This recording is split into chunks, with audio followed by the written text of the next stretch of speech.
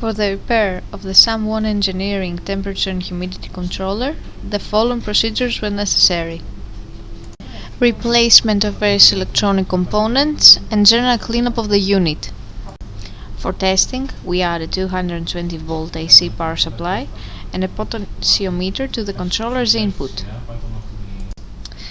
As soon as we connect the potentiometer to the controller, we see the alteration of the humidity and the temperature on the controller's screen.